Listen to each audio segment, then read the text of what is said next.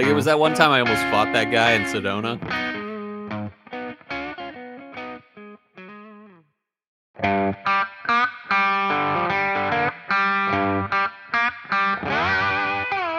Welcome once again to this episode of the Chill Filtered Podcast, where we drink whiskey so you don't have to. But you probably should, and you probably are, and that is why we like you. This episode today, this is episode number 299. This is one episode before episode 300, which we have some plans. We'll tease that a little bit later. Some killer plans. Tease that a little bit later. But today on this episode 299, we are drinking Garrison Brothers Cowboy Bourbon 2023, the hazmat release. It is 70.45%, and it is from Garrison Brothers. Yeah. So before we get into that and before we start chatting and everything, just want to say maybe a little business, hit us up on Instagram. There's been a lot of Instagram activity lately. We've been posting stories like Mad Men lately.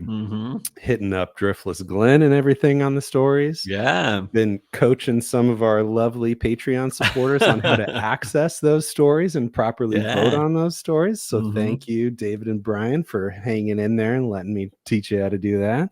Yeah. But that's where you can be graduates like Jim Mathwig is now. Yeah. But get in there, vote on our polls in there and everything, and let us know how you're feeling about all our what whiskey would you chooses and everything. So now there's one very important thing here while we're still in the intro that I want Cole to do. I did not brief you on this at all, but today's whiskey, the Garrison Brothers Cowboy, is so potent and powerful and hazmat that I suggest we pour it right now and let it sit. Let it sit and breathe while we are shooting the breeze. What do you think about that? Foreshadowing on potency. Hey, when something is 70.45% and it is as dark as this is, look at this. About dark. That'll be part of the history. Holy crap, that's dark. It is insanely dark. Yeah. Wow. So this puppy's going to breathe for a bit. But Cole, now tell me, how's your week? How you doing? Doing good. I'll tell you one thing. I'm entry buzzing on a Ben Klepsik joint. I have Stranahan's 10-year, specifically batch 3, which is Stranahan's is a Colorado single malt, and they age in New Charred Oak. That's what they're known for. I've been there a few times. Met the head distiller at the time. I think he might still be there, but his name's Jeff Dietrich. Or it's Rob Dietrich. I know a Jeff Dietrich. Yeah, it was a good time. It was very cold. I waited in line for like 5 or 6 hours in Denver, December, winter. It was crazy. Yeah, but I really like this. This is good. Thanks, Ben. Thick coat and scarf and everything, I imagine. I mean, it was probably nobody had a tent out or anything, I imagine, because it was only 5 hours. I mean, some people probably did. We weren't even close to the front, but we got the bottles we came for. So you waited. You waited 5 hours, but other people waited like way more than 5 hours? Potentially. We were in the middle of the line, but we weren't like super close to the front, I'll tell you that. Yeah. And at a certain point, we started moving through the distillery itself. So it wasn't like super cold, but it was at least 3 hours in this Denver, December, winter. Dang. Yeah. Yeah, it was super cold here when they were doing those fries drops. So people were, all bundled up and cold and everything. But I mean, Phoenix. Yeah, this is Phoenix. Yeah. If people were waiting, I don't know, 24 hours for that, I don't know what kind of release deal the snowflake thing is. But we got there like 5 or so, and I think it was like 10 or so they opened. So gotcha. But sounds like a fun event in general, though. Yeah, isn't it like a huge party? There's bands and everything. No, not for that. It was so early in the morning that even when they started up, they might do it these days. But that was 2016, I believe. Gotcha. No, that was 2015. And it was the Mount Evans release. And it was good. It was good. Cool. It was. I mean, the best part about those kind of things is just shooting the breeze about whiskey for a while. So yeah, nice with whoever's around you. You mentioned what your entry buzz, and I'll mention what I'm entry buzzing. Yeah, please. So a big and bold. I wanted to go big and bold. Big So and bold. naturally, a decent competitor here to this cowboy Uh-huh. bourbon is Stag. So I'm entry buzzing Ooh. on a store pick from Trevor's that Ooh. is Is this the one that I have? 139.9 proof. Oh, wow. Wow. Yeah. That's hard to get for a store pick. Yeah, Wow. I know. So this is point 0.1 away from hazmat, and it's yeah, I've it never even is. heard of that for a Stag Junior or a Stag. Now look at this color difference, Oh, YouTube wow. listeners. So this glass here is Stag, and this deeper reddish darker is the Wow. cowboy. Woo. That's crazy. How's the Stag? Stag's good, real good. Just classic Stag. I mean, a lot of sweet, like almost like Dr. Peppery, kind of like Ooh. cherry a little bit. Yeah, it's Yeah. there's nothing particularly unique about this one. It is just if anything, I guess maybe it's a little more like hot. It's a little, I've Nice. had some batches that are a little easier to drink than this. Of course, it is 139. So yeah.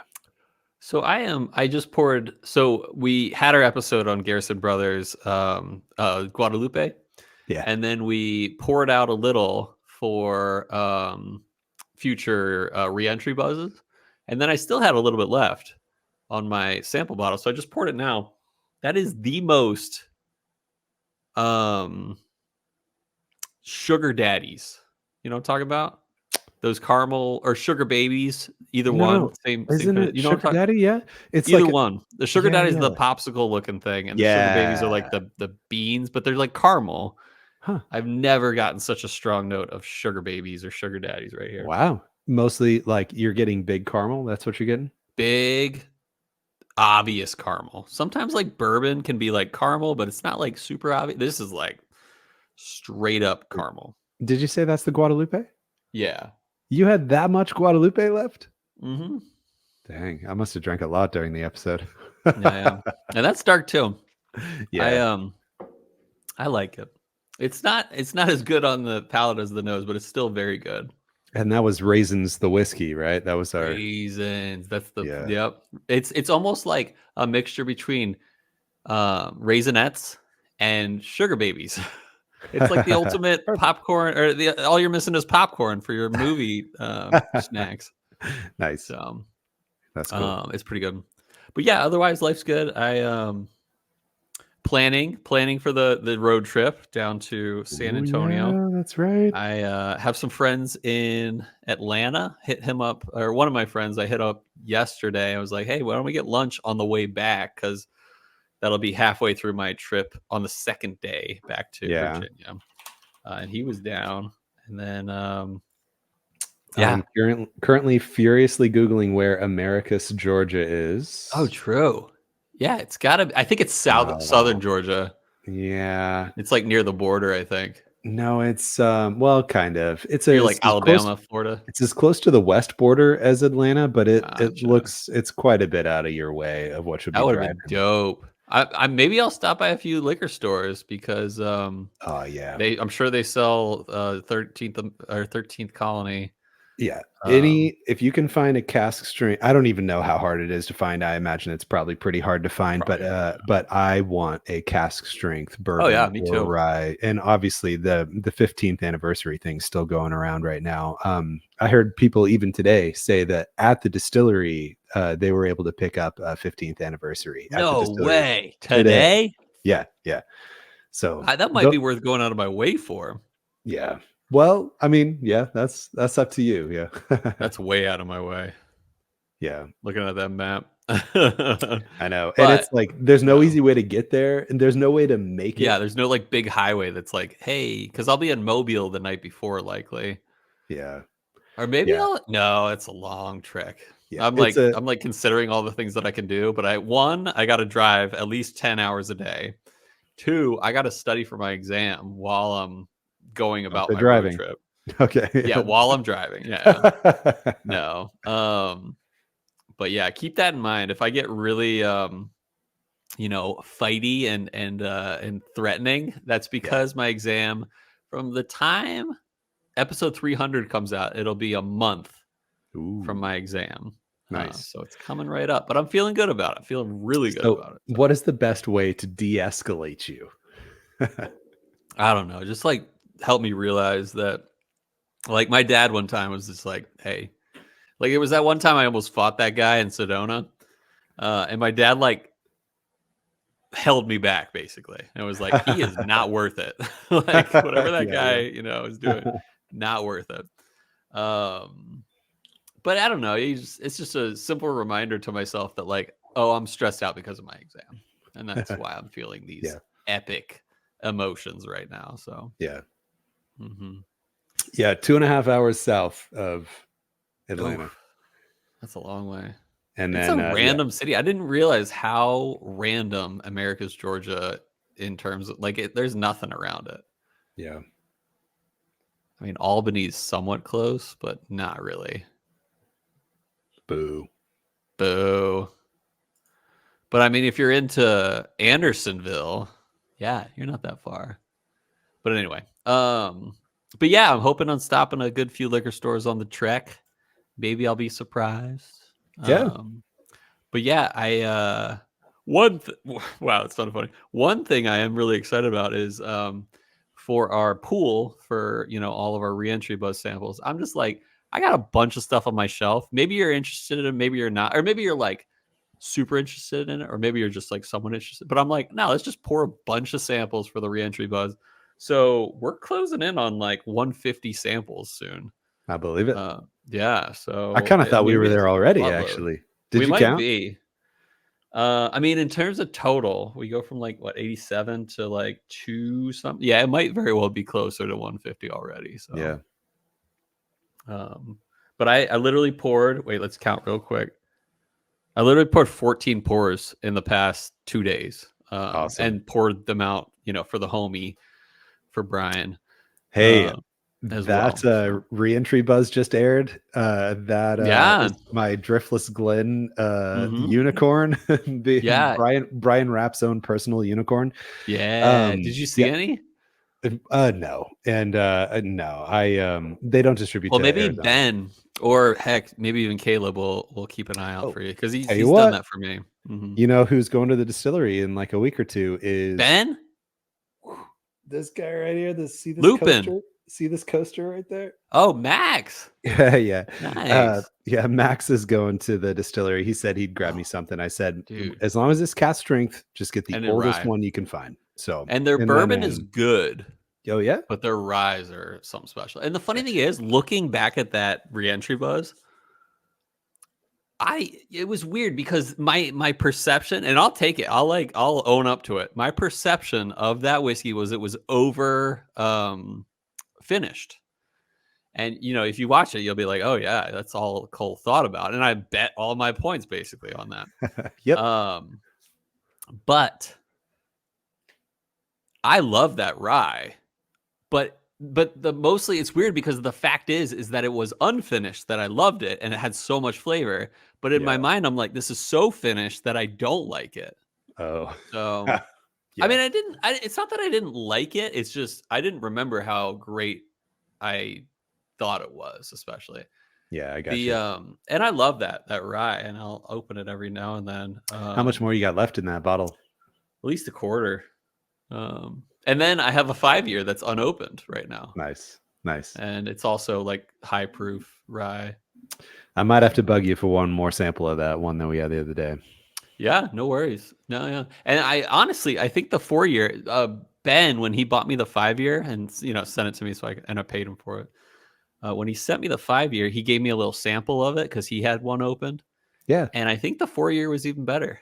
Wow. So the 4-year is great. But what's even funnier is that the 4-year that I sent you, that we did the reentry buzz on, wasn't even as good as the 4-year that Caleb Olson sent us originally. Oh, wow. It was good, but like the one Caleb Olson sent us was like, holy cow. Dang. And it was a 4-year as well. So if they distribute shout to out Arizona, to those Wisconsin ballers and Max, Michigan. Right? If they start distributing to Arizona, man, I'll have a new go-to. I'll have a new throw down brand $225 worth. Yeah, my brand of champion's always been Wilderness Trail, but whew, Totally. I could change Especially for teams if craft. Wilderness starts distributing down here. Yeah. Wait, Wilderness? What do you mean? I might have said it wrong, but I Okay. said If Wilderness Trail is like my brand yeah. that I champion right now. And but if Driftless, if Like, Driftless, wait, what is their name again? yeah, if Driftless starts distributing to Arizona, Yeah. I might switch teams because they might be my number one Yeah. then. That's where I met Caleb Olson. That's how Oh, he's a cool. listener, as we met at a Wisconsin drinking people meetup. And then, and I met, you know who else I met there? He's a big creator now. My Bourbon Journey, Scott from My Bourbon Journey. I've heard of that. Yep, we Nice. met there. That's cool. And we traded bottles. He gave me his New Holland Dragons something bourbon finished in beer or whatever, and it was pretty good. It was like chocolate icing Nice. on a cake, and then I gave him my batch proof Woodford. Another that's funny you mentioned chocolate on the other one, and the Woodford batch proofs, I get a chocolate note on those, which is maybe one of my lesser favorite notes to get on whiskey. So I'll tell you, chocolate's not a big one, but the chocolate icing that I got on the New Holland or whatever, that was good. But yeah, I'm with you. Like, chocolate can be a little bit of a artificial note for me sometimes. Yeah, right. It's like, what'd you do? This one wasn't. It was like sweet chocolate. It was good. That's cool. So what's going on with you?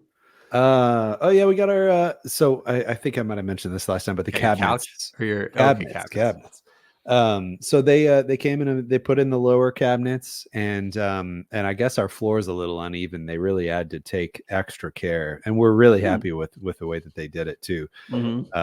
But anyway, they had to kind of level out the bottom a lot to in order to keep the actual countertop level. So they had to sand down towards the end, and we've got this wine fridge that we're building in, and and we realized that like they had to take so much off to keep it level of the cabinet height that it made it so the wine fridge was a little too high now. So then we had the countertop people coming back to actually measure for the countertop and everything. And they were like, oh yeah, no, you're going to need to call your cabinet guys and have them put in a little riser here just to bump the countertop up. I mean, I'm talking like 1/8 of an inch or less. It was only just a little bit. And then, so we had that all in the books for them to come back. And when we realized that, oh, there's these little legs underneath the fridge that rather than just screw them in all the way so they're short as possible, we could screw them out all the way so they just completely come out. Nice. So that made it sit a little lower, and we called the cabinet people. We're like, hey, we figured it out. You don't have to come out anymore. So we're all set for the countertop to get put in at the beginning of April, and then for the cabinet people to come back and put in the two like tower uppers with a big glass door on them, like the show cabinets. They'll come back and they'll do those like I don't know, April 3rd or something, right around there. Are they like the ones that you like close and it slowly shuts? Yeah, definitely soft close. Yeah, you need that. Yeah, especially with a big glass window and a lot of bottles within. Yeah, definitely. What kind of countertops are you getting? We tried to match what we have in the rest of the kitchen as well as we possibly could, but it's a very like white marble. It's not marble, but it's the marble look, and it's quartz. Yeah, quartz. Is it quartzite? No, it's legit quartz. Wow, like a white quartz. Yeah, it's a very marble looky quartz. Wow, I'm into that. And quartz lasts a lot longer. You don't have to worry about acids getting on it. It's very, very hard rock. Yeah, stain proof, very not porous from what I've heard. Yeah. My in-laws have quartzite, which is the metamorphic version of quartz. But it's like, dude, that thing is strong as crap. Like you could fall off the counter after dancing on it, and you can not break it on the edge. You got me thinking, I don't know, maybe it is quartzite, but I'm pretty sure it's just straight up. So quartz. Okay. I might need to correct you. I have a feeling it might be quartzite because quartz is very clear typically, or very translucent. Yeah. typically. Think of amethyst. Do you know what amethyst is? A gem? It is a purple crystal. Okay. And it's very clear otherwise. Like it's very translucent otherwise. But it is very purple. Have you ever seen those 6 like hexagonals, crystals that grow from the ground and stuff, like in these Yeah. geodes? I think Typically so. that's quartz crystal. But Okay. then quartzite is a lot more cloudy. My in-laws have one that's also very looking like, it looks a lot like marble. But it's just a little more cloudy because of the metamorphic process, lessons of geology with coal. Yeah. But yes, find out if You it's did. quartzite. I did just remember that you do a whole jewelry thing that I forgot Yeah, about. yeah.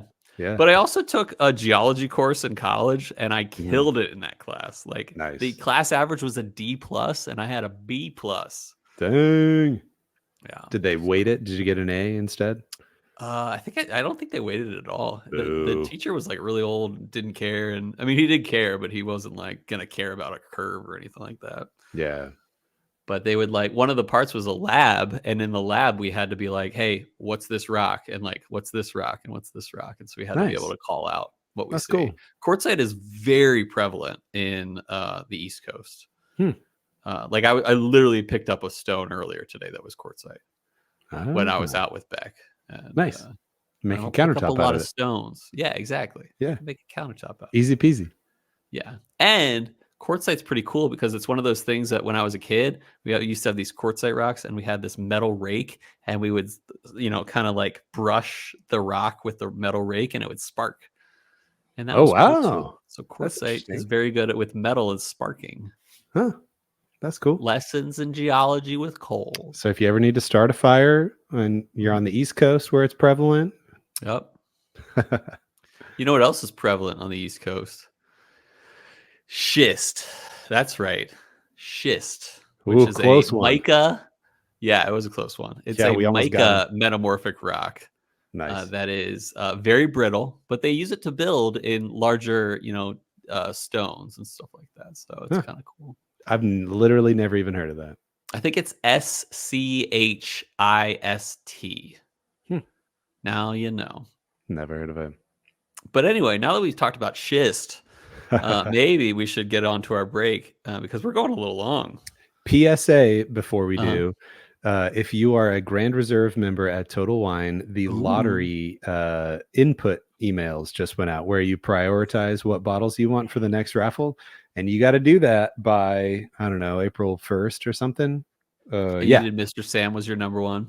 Yep. I did Mr. Sam as my number 1, and I did Birthday Bourbon as my number 2. So check your emails for an email from Total Wine if you are a Grand Reserve member, and don't forget to put in for the lottery. Yep. Yeah, don't hurt yourself. Do what you need to do. All right. Now that we're at this point, we'll take a quick break, and we'll come back. We'll talk a little bit about Garrison Brothers, but specifically their Cowboy release. But before that, let's hit a quick break.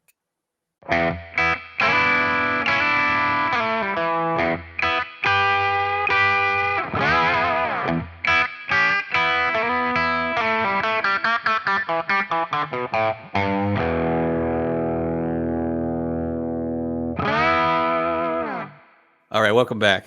Some quick notes to get to. First of all, I have 2 notes. One, Dramhound is alive and well. Shout out to that baller. Yeah, let's get some dings here. He's alive dings. Yeah, exactly. And shout out to him and his amazing Dram pup. And I'm sure he's got a great Dram wife too.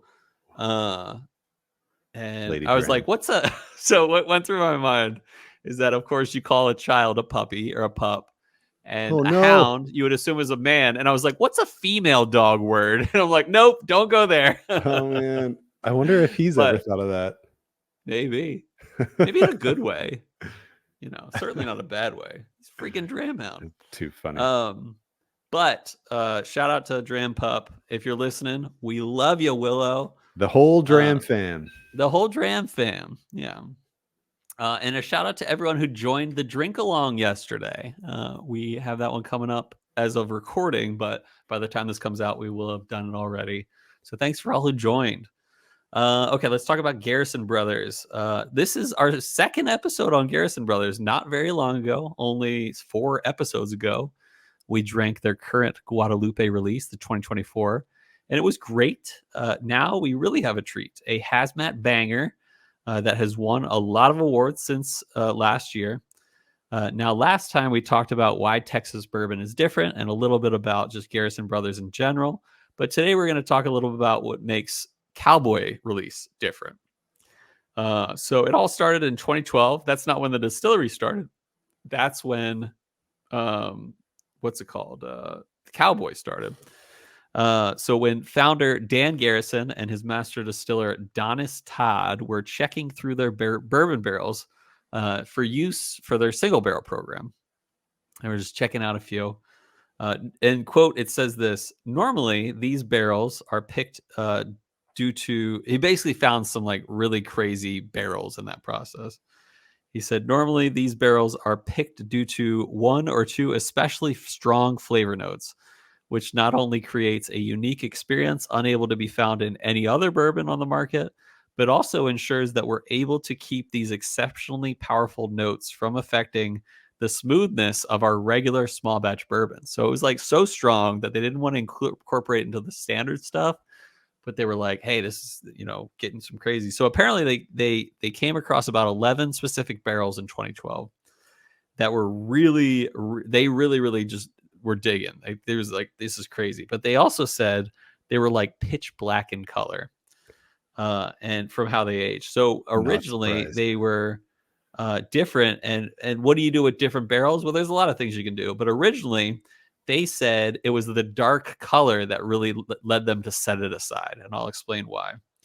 Because when certain bourbons turn out lighter than normal, especially for their like small batch product, what they can do is, instead of adding all artificial color, which is illegal in the bourbon world, you can add darker bourbon to adjust the color. So that's why they set it aside. They took these 11 barrels and were like, hey, we're just going to set them aside for color uses. But then they tasted the batch of these 11 barrels, and they were blown away because, like I said, it's illegal. Man, I'm catching up my notes. But after tasting the blend, Dan said, quote, it was George T. Stagg on acid, which is kind of the goal of a lot of distillers, including Dan and Donis, So they gave it a name, Cowboy. And their Cowboy release, even according to them, really put Garrison Brothers on the map, more so than their standard product for that time. And that's a while. Like 2012 was early in the bourbon boom, like if not like at the beginning of the bourbon boom. So it was really helping them take off. These days, it's not an accident how they select the barrels, but they still are honey barrels, as they say. They don't say that. I say that. But we know what that means. It's like very special barrels. And that's for sure. Donis apparently every now and then finds a flavor profile on a barrel that reminds him of the accident, considered what happened originally, which he then sets aside for the Cowboy release. The release is usually in September, like the bottle release. And they do host a way to purchase the bottle on site of the distillery, but you'll have to wait in the long line, similar to what I was talking about for like Stranahan's and wait in the line there. But luckily it's Texas and not that cold. But it also is sold through retailers otherwise. Bryan, how did you get this bottle? Total Wine. Really? Yep. It wasn't even at customer service. People really weren't making a big deal out of it. I think it was even available for a day or two in the glass cabinet where they were just like there. $280 so at retail. So and surprisingly, there was not a additional Phoenix tax to it. It really was just straight up $249.99. Yeah. Really? Because they sold it on their website at $280. So you did well. I will verify my statement then, but I'm pretty sure that it was just straight up $250. That's cool. So here's the specific release notes. This is the 2023 release, and it's not only uncut, unfiltered, and a good old Texas bourbon, but it's hazmat too. That's right. It's over 140 proof, specifically 140.9 proof. aged at least 6 years. It's won a ton of awards over the years, but even this past year, it's gotten stuff from the SIP, the SIP Awards. What's that? What's the medal? Oh yeah, several Garrisons come with fancy little neck tag medals on them. Does that have like a specific award to it though? Not at all. Just an award-winning bourbon. It is the award that it won is to be a Garrison Brothers Cowboy Bourbon 2023. I'm pretty sure a couple of one of their others they just throw a Texas Lone Star whatever star on it. Texas bourbon. So even the Ascot Awards, Fred Minnick's John got some big names, or Cowboy did really well. The TAG Global Spirits Awards. And recently the Denver International Spirits Competition, but this year it also won Best in Show. Best in Show is not like a gold medal. Best in Show is literally #1, and that was from the American Craft Spirits Association 2024 competition, which was like a month or so ago. Yeah, very limited release. On their website it says $280 a bottle. Dang. And I did but confirm, definitely sold out on their website. Confirm straight up $250, $269.49 with tax. Yep. All right, we've been letting this John piece breathe, and it is a dark looking whiskey. Right. Wow, let's do this. There's a little bit of red in that dark. There's a tint. Dark too. Yeah. Yeah. Doesn't smell like a hazmat. No, maybe it's because we aired it out so long. It smells so sweet. Smells syrupy. It doesn't smell like, okay. When it smells sweet, it does smell sweet, but it doesn't smell like George C. Stagg sweet to me. It smells like literal sugar to me. Yeah. It smells like there are sugars in this. Yeah. But tons of oak though, very powerful. And like, again, one of these days I'll figure out what this white corn funk is, but it's got an extra layer of like funkiness to the nose that just like there's nothing else like it. Totally unique. Cole is gasping for air right now. No, it's really good. It is nice and sweet. Yeah, it doesn't read 140. It reads about 125 to me. Maybe 130. I think I'd say 130. Ooh. And yeah. It reads a little, it kind of shows its heat because as the finish kicks up, not only do like the finish flavors kick up, but more ABV kind of kicks in where you're like, oh, it's getting hotter. Oh, it's getting hotter. Like an ABV hot kind of ramps up to be like, oh, dang. Okay. This isn't stopping. Two notes that come to mind. Pecan pie a little bit. But also, I gotta be honest, there is a little bit of syntheticness on the front of the palate, like a youthful note. And it's only, I mean, potentially it's only just 6 years, and I don't know what kind of barrels they're using over in High Texas, but it's not a deal breaker either. Like, it's good. It is still good. But if you were to compare this to a George C. Stagg on acid, that's the only thing that's keeping me from saying this is BTAC worthy. So like on acid, maybe the funk. I've never done acid, but I feel like it's not necessarily trying to say that it's like, when people say like on crack, like George C. Stagg on crack, it's like it's a just whole other level. It's amped up. But I feel like on acid means like it's just funky, wacky. This could go either way, kind of thing. And so as far as my notes go, so much sweetness on the nose. I like you can smell sugars on the nose, but none of that transfers to the palate. It's hardly sweet at all on the palate. And it's very, very tea like. It's like you steeped way too many tea bags. way too many tea bags in Sweet some tea. tea.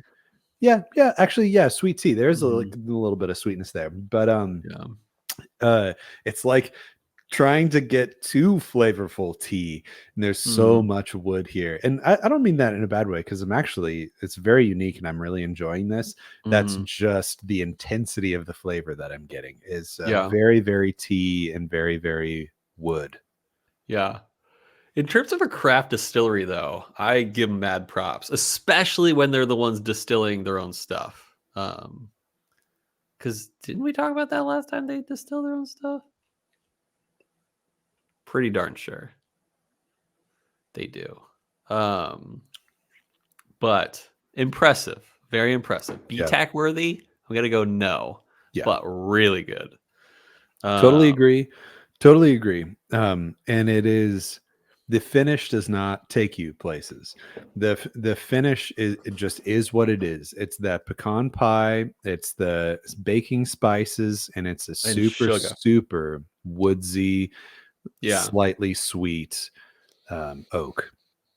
And what it's doing very well, but it's not doing a lot more than that. And like I said, the finish doesn't evolve. I have a feeling water is gonna kill this in a bad way. Oh, you think so? I think it could go either I think way. it's gonna bring out those synthetic-y, youthful notes. But we're on acid right now, Cole. Yeah, we're on acid. It could go anyway. Yeah, those listeners who've actually tried acid or something like that, like, oh wow, they totally know what it's like. Yeah. These guys have no idea. Whoa. I gotta pour a little for my water pour, because I'm not gonna water up as much as It smells great with the water. Nice. A little. Oh, I didn't cork pop, and now that I've already removed the cork, it's not going to be good. But I'll try now. Let's see what happens. Worth it. Weak. Worth it. Yeah, I think I like this, but we'll see what the palate's like with water. Okay. Yeah, I'm expecting. I'm only just dropping my water now, and actually, I might go a little heavier on water than I normally go. Maybe like 4 drops. No, I thought this might be better. It's not better.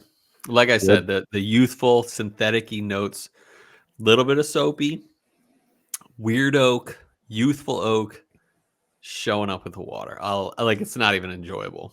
I was waiting for you to say soapy before I said, don't they use smaller barrels? Yep. I don't know. I don't know either, I guess. But I believe they do. They probably do. They're crafty. Those crafty bourbon makers. Crafty. Let's see, distillery. That big sweetness on the note. Oh wait, I still have my neat pour here, so I can actually nose each of these. And the sweetness, the sugar on the nose on the neat is just not there on the nose on the water. The sugar is not there anymore at all. Yeah, it's oaky in a weird way. So I'm looking at their website, and they have few pictures. They say our story, visit High, which is the city it's made in, find it, like find the bourbon somewhere. They have merchandise, buy a bottle, and then Bourbon Blog. Bourbon Blog has this like image of a barrel, but it looks to me like it's obviously not a 55-gallon barrel. So I will assume, because of that little picture that says Bourbon Blog and has a picture of a barrel, and it's only assuming, it's only speculative that is not a larger barrel. So I think they probably are using like maybe 20, 22 galloners or something like that, which isn't a bad thing. What's it called?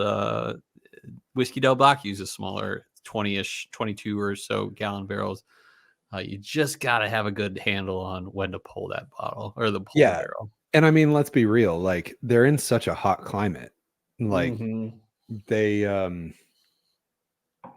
there was an association there about wanting to use smaller barrels when you're in a hot climate that I'm just not being able to piece together in my mind right now.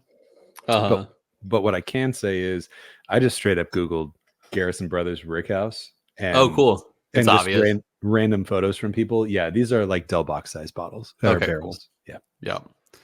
And that's why I'm getting that note. So I, after putting about 4 drops of water in there, I kind of like the water palette more. It's a little more tame. Gotcha. And you can search for more notes and not be as overwhelmed with the I said the one thing that it does well is pecan pie and baking spices. There's it's easier to analyze just because it's not so freaking hot with water. Yeah. So that got me excited, and I went ahead and added even a little more water now too, just to see what would happen. I'm on the ice pour myself, so I'm gonna be sipping that in a moment. Nose is same kind of deal. It's just a little more oaky. What do you think of the palate with more water? It's dry and more tannic. Okay. Not super tannic, but I think it is genuinely a better whiskey overall with a little water. Okay. Where it's without water, neat, and it's full hazmat glory. It's just trying to impress you. But with a little bit of water, it matures it a little bit more into something you can appreciate. I think that's how I feel about the ice pour. Actually, it's much better than the water pour. The oak is tamed down with ice so that you don't get as many of that weird youthful oaky notes. Yeah, it's good. Sorry if my neck tag is a little too clanky over here. Your Lone Star, everything's bigger in Texas tag. Every time I do a new pour, it's clankety clanking everywhere. Yeah, that's how they get you. It's my accountability tracker, so all the listeners can hear every like time a bell I'm on a cat. doing another pour. Yeah.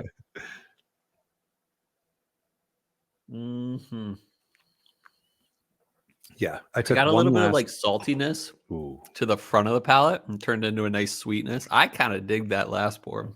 The salty note, salty idea is interesting. Because I can, especially with the pecans. Yeah, salty pecans. Pecan sandies. I can see the salty a little bit. I went back and I sipped my neat pour once, and I'm only just dropping an ice cube now. But it is more bitter to me, neat. And there is more sweetness and more flavor with a little bit of water. I think I do appreciate the ice pour the most, to be honest. Did you give nose notes on the ice pour? Because I'm not smelling it. Yeah, it was the oakiness was a little less, but still there, but definitely less than the water pour. But similar notes of like sweetness and sugary and a little bit of pecans. A lot of sweetness on the palate with ice. Yeah. Like this. Maybe even the most. Actually, definitely the most sweetness that on the salty palate. note though. Like a briny kind of? Yeah, up front only. And it kind of transfers into the sweetness. I like the ice pour the best. I think briny, well, not even briny. Just like a little bit of salt. Literal tiny bit of salt. No. That Texas salt, you know what I'm saying?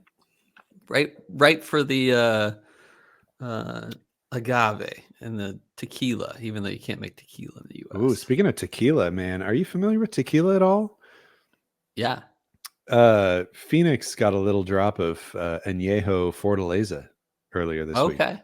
Yeah. I know nothing about Fortaleza. Oh, I think Fortaleza. I love Añejo tequila though. People kind of I think Fortaleza is a big hype brand right now. So people are all mega hyped on it and it's allocated and blah blah blah.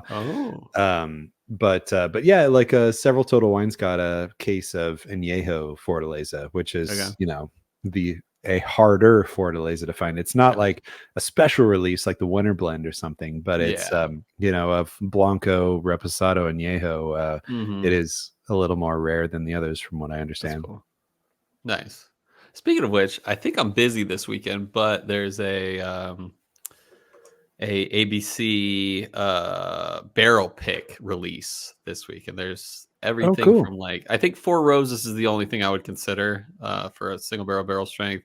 But then there's a few single barrel tequilas. Probably the Cool. What's that Sazerac brand that'll do Corazon? Corazon, yeah. Mm-hmm. Yeah, and so they finish in Blanton's barrels and stuff. Or like George T. Stagg or something like that. Yeah. Yeah. Mm-hmm.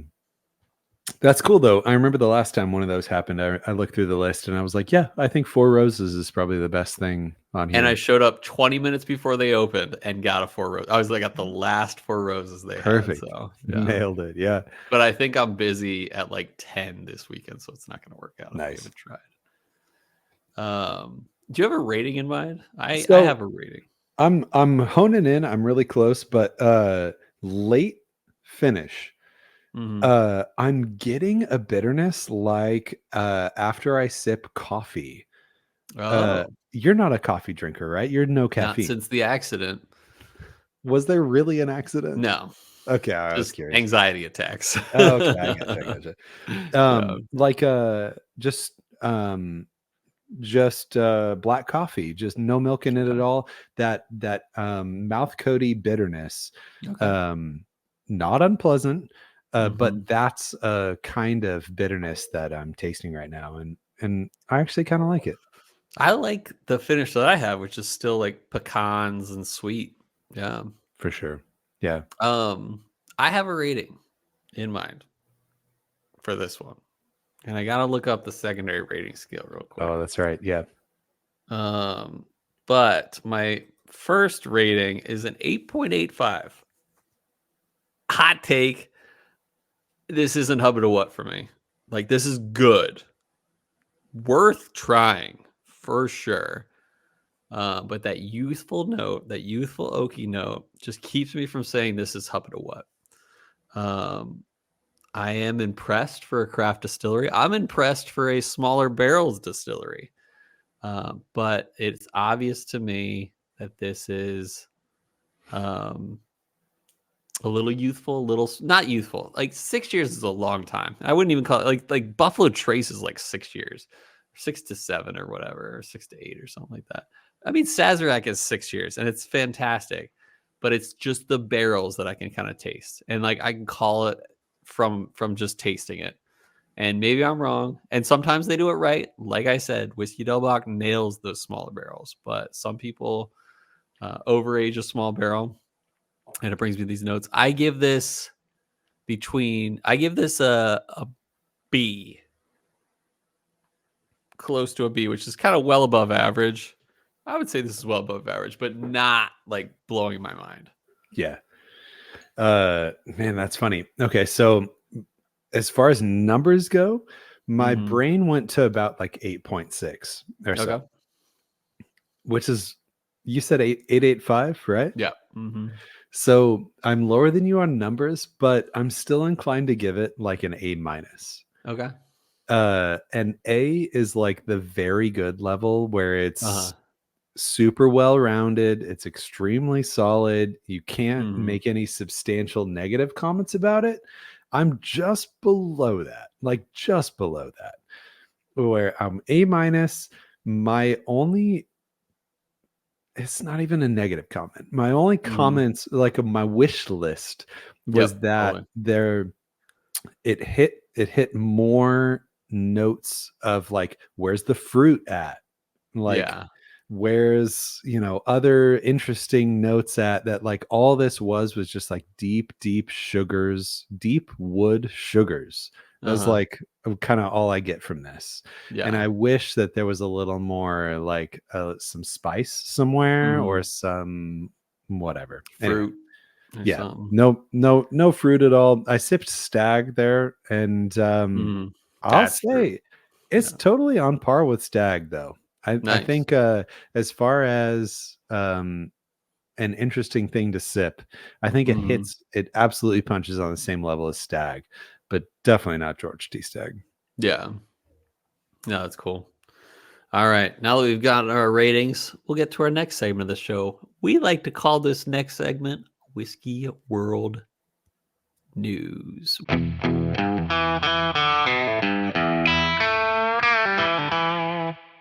Welcome back, everybody. This is the Whiskey World News segment where we read an article that we did not write. We are just going to read it, didn't write it. Today's article about whiskey comes from the Rob Report. Shout out to Rob. Give Rob a Shout out to ding. Robbie. Where's Rob at right now? All right. Yo, Rob. I don't know if you remember that, where Robbie used to have the hat that said "Yo, Rob." No, great. I don't remember that. Oh, that's great. I need that hat.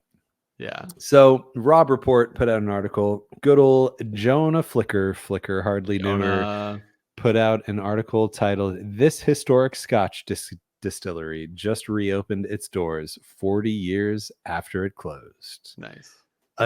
Another ghost distillery has come back to life. Ooh. So gonna read this here after drinking 2 hazmat whiskeys, so please bear with me. Normally I trim these down a little bit, but there's a lot of meat in here, so if you can bear with me, if you can hang in here for like 10 minutes while I read this article. All right, so there are several highly regarded ghost distilleries throughout Scotland. Shout out to Tomatin. Cuboken, the ghost dog. I know that. Yeah. Ghost distillery is a term that refers to distilleries that were shuttered decades ago, but still release whiskey from barrels tucked away in warehouses throughout the country. One of the most familiar names is Port Ellen, and the whiskey that once was produced there often commands astronomical prices when it's released by parent company Diageo. Man, I always got to think about how to pronounce that. Diageo. This week, the distillery officially reopens, and we have the details about what you can expect. But first, a little history. Port Ellen was founded in 1825 on the island of Islay.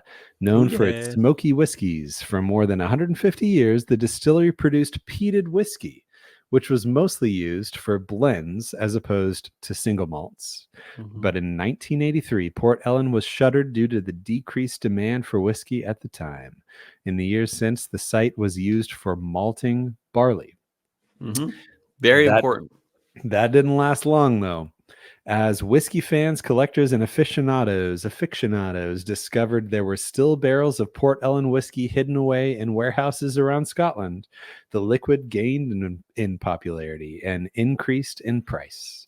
In 2017, parent company Diageo announced that the distillery would be rebuilt and reopened, and after 7 years and £185 million investment, that has finally come to pass. That's cool. The new Port Ellen Distillery has a completely fresh design, featuring a glass still house, 2 pairs of copper pot stills that are exact replicas of the original stills, and a set of experimental stills that will be used for smaller batch whiskeys. Whiskey production got underway earlier this year, actually, before the distilleries opened. They also upgraded the spirit safe, whatever that is. That sounds cool. And a sustainability effort that has made it completely carbon neutral. The team is also launching a program called, this is actually cool. The team is also launching a program called Atlas of Smoke, which will use algorithmic imagery to decipher how the peat levels in the whiskey respond to aging. That just sounds amazing. So a quote from master blender Amy Morrison here: "We will better understand how the nuanced flavors from cask to cask shine in different ways, with the rolling smoke weaving its way through the heart of Port Ellen. Through our bespoke algorithmic image machine, we reveal today we can learn even more about the enigma of smoke and bring people with us on this journey from Islay to the world." Nice. To celebrate the reopening, Port Ellen is releasing Gemini, a set of twin decanters holding 44-year-old whiskey that was produced shortly before the distillery closed. That's pretty cool. The spirit was originally aged in European oak casks before it was divided into 2 lots and further matured. Suggested retail price. Have you seen, Cole? Do you want to guess? What was it like? It was like 20 grand or something like that. Oh, was it 20 grand? No, I 'Cause forget. It was stupid much though. Like it was like that's not even gonna be worth it. 45,000 pounds or Yeah, even around more. $57,000. Yeah, it's even more than Starting that. in June, you, or should I say we, can We book a visit to the new Port Ellen with options ranging from shorter sessions to day-long private experience. cool.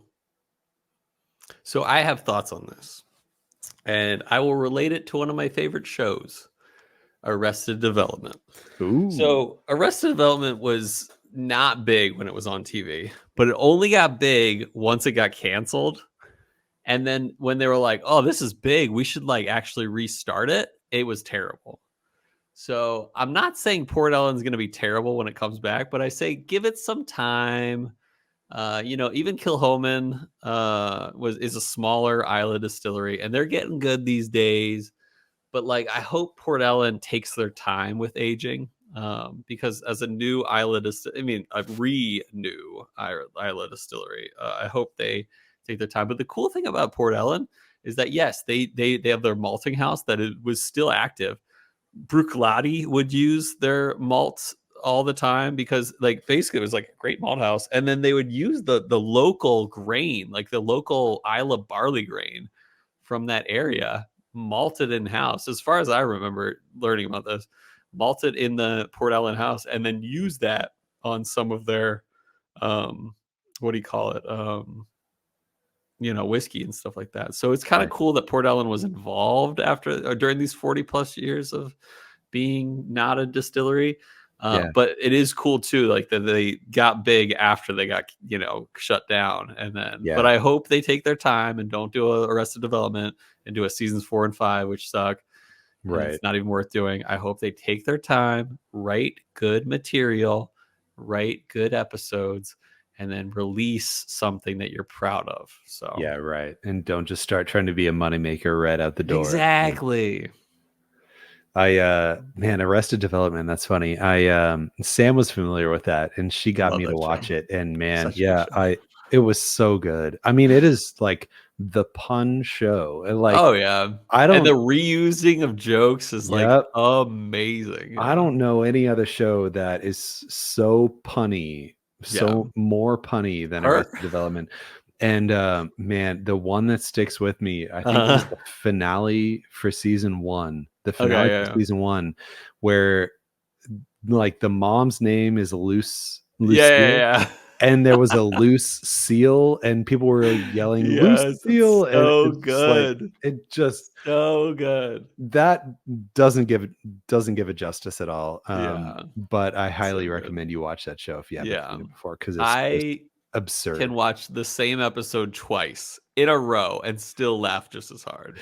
And you probably figure out something new that you didn't even Oh see the yeah, first it's time. just Yeah. so well written. Like in terms of comedy, there's no greater in terms of my favorite. Like there's Nacho Libre in terms of movies, and then there's Arrested Development in Yeah, terms of shout out to shows. Cole, by the way, for mentioning Guadalupe twice and not even And doing a not Nacho yes, I Libre. held it back too.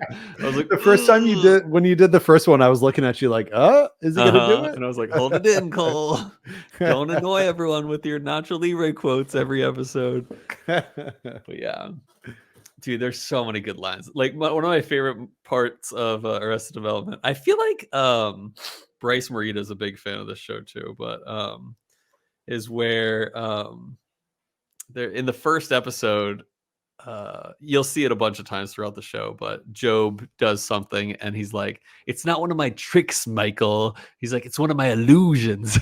And then later in season 3, um, what's her name? Charlize Theron's on, and she plays Yeah. like a mentally handicapped woman, which they didn't realize until too late. And she like walks across the water at the end of the like she's supposed to get married, and she walks across the pool without falling into the pool, and Michael is like awestruck about this. He's like, "Is this one of your tricks, Job?" And he's like, "No, Michael." And it's like next time on Arrested Development, it was one of my illusions. Like lights Tobias's hair on fire. Oh, it's so good. The another one that sticks out of my mind is the Blue Man Group. Oh, Like it's so good. I just blew myself. So good. Oh Oh man. man.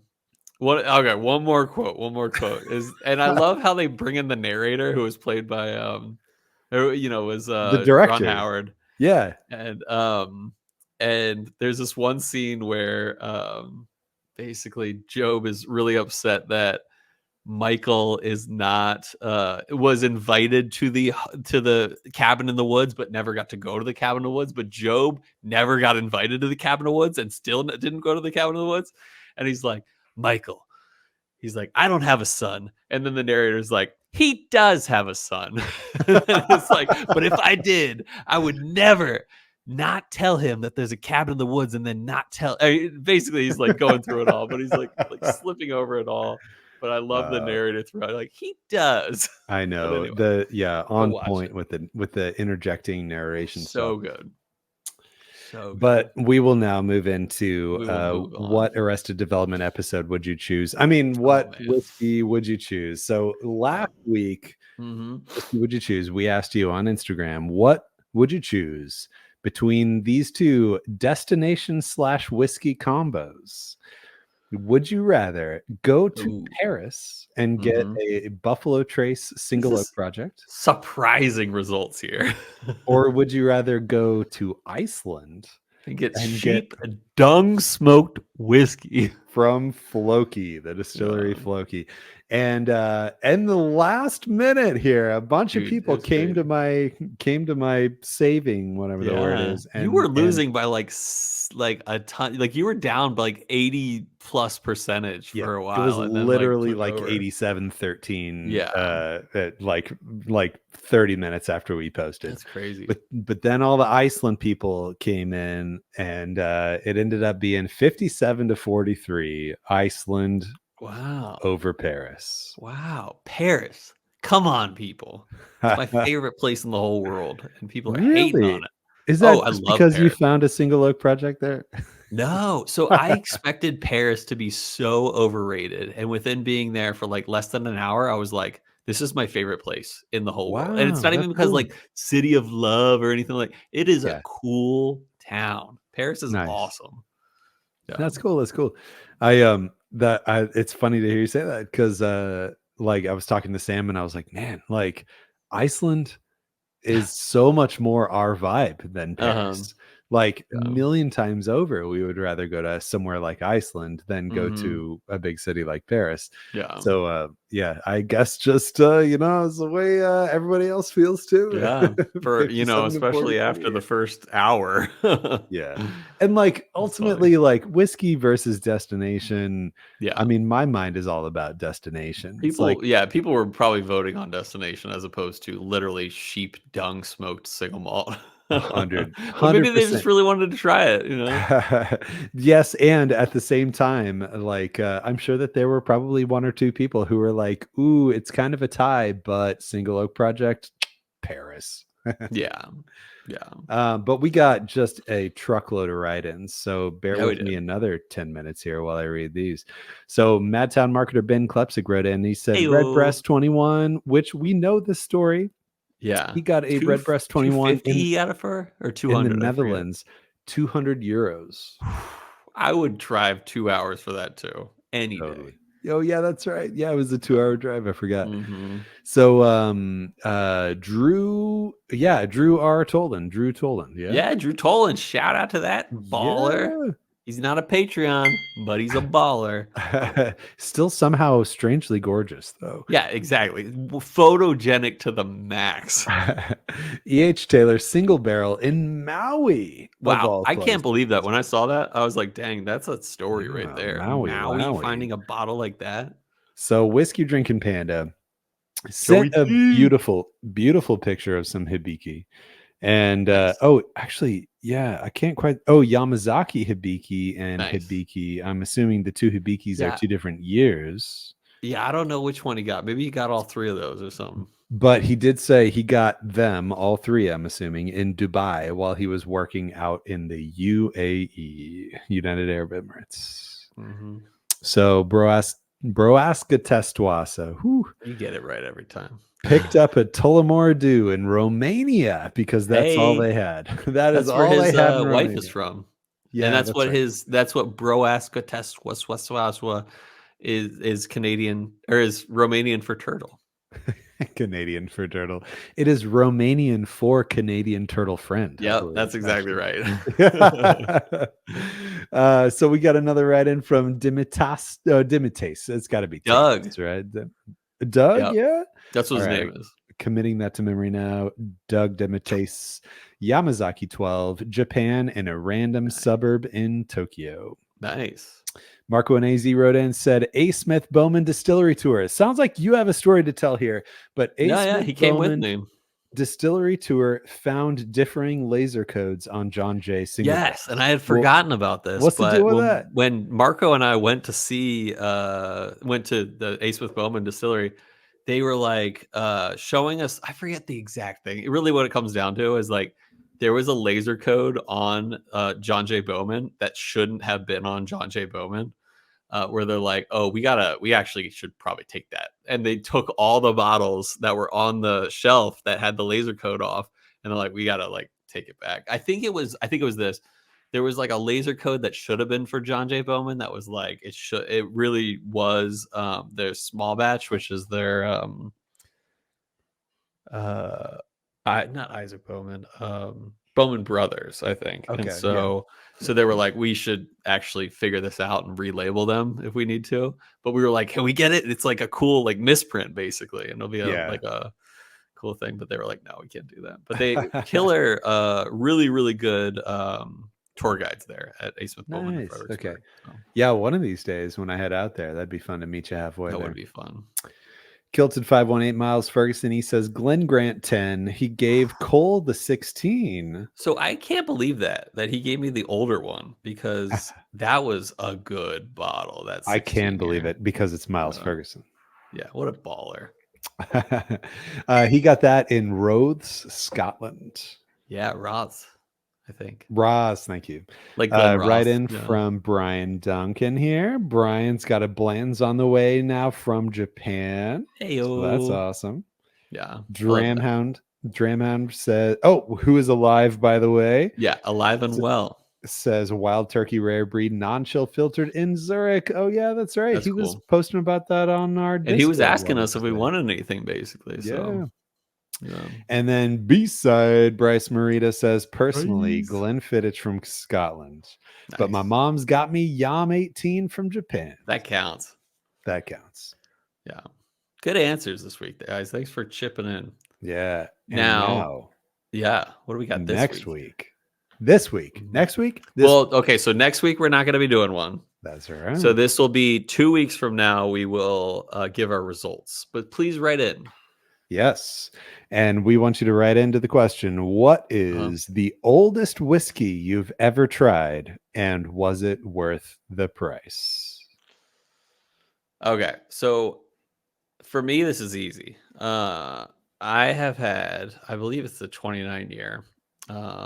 Oh no, you've had something older than that. Okay, actually, wait. What does old mean? Wait, do we mean aged in a barrel? Have I had something older than that? 30 something? Yeah. You and Rob did a special episode where you drank something bottled in 1918 or whatever. Oh, so that's old. So I was considering age of whiskey for this one. So then that's what we'll go with then. Yeah. Okay, cool. So the oldest whiskey I've ever had was actually, I gotta double check one thing. Nope, that's it. Whoop and Holler from Orphan Barrel.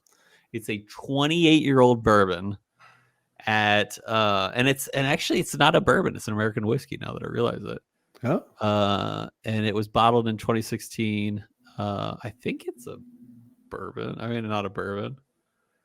Yeah, it's just a whiskey. But yes, 28-year-old Orphan Barrel juice, but it's like 84 proof.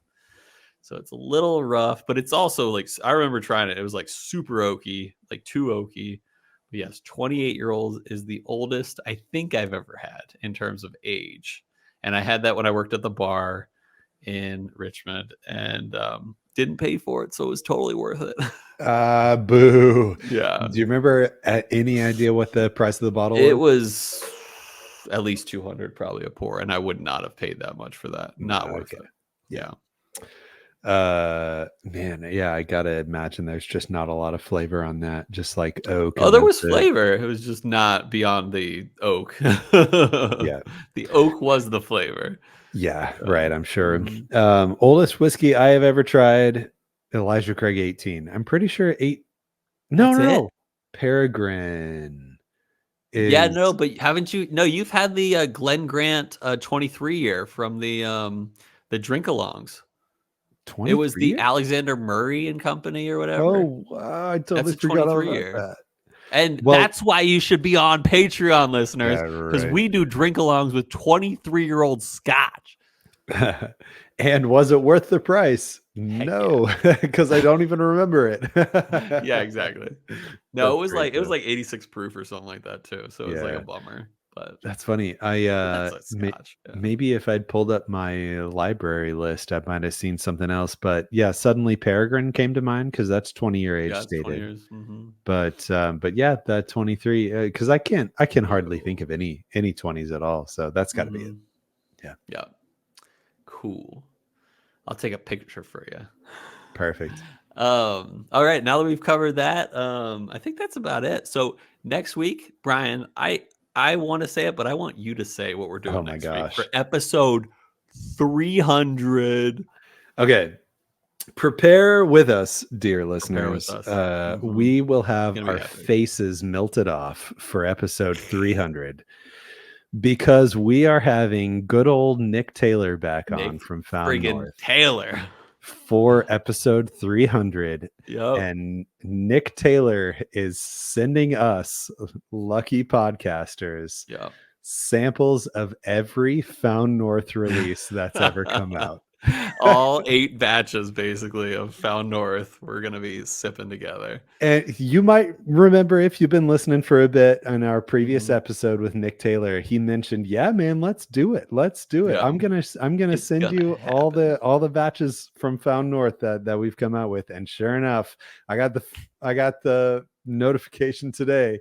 He's Yep. had It's it. It's shipped. on its The way. courier is out. And yeah, it is coming. We are gonna spend a whole episode. Who knows how long it's gonna go? But Yeah. y'all know But it's Nick that friggin' Taylor. He's awesome. you could listen to Nick talk for days. Oh, seriously. So much fun. Just So feels like you're talking to a friend, you know? we're gonna drink through, I guess, 9 or so whiskeys then of what Found North has come out with. Yep. And we'll be asking them questions along the way. We will put out a poll on Instagram, hoping that y'all will write in and let Yeah, us we wanna know hear if there are your any questions. questions that you Mhm. want us to ask. Yep. So that'll be fun. We can relay any questions that you guys have and get some hot takes from Nick Taylor Yeah. on his opinions on all these previous batches too and everything. So it should Mhm. be fun. No, it'll be great. I think that's gonna be the perfect episode 300, and there might even be more surprises. We'll find out. That's true. But join us next week. We love you guys. Thanks for joining us this week. Hope you guys had a good time. Hope you learned a lot about cowboy bourbon from Garrison Brothers. What else do you hope, Brian? I hope that Brian Duncan Yeah. and Rob, I'm not going to mention last name, Rob. know that they've got more Garrison samples in our sample pool. And Nice. Yes, we've got Garrison Laguna Madre from we Rob. do. Mhm. And we've got a Garrison store pick that is 145 proof That's right. from Bryan What a in the sample baller. pool. So Brian and Rob, you're amazing. I hope they know we're very appreciative of that. Thank I you. hope they know that they're amazing on their own. But most of all, listeners, wait, did you have something to say, Brian? I just hope that you can keep it up with keeping the Nacho Libre quotes down. Yes. Now I want to say it, but I'm going to hold it in.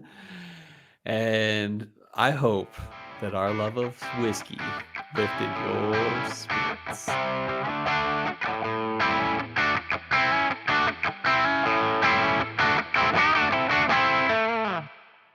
That's right.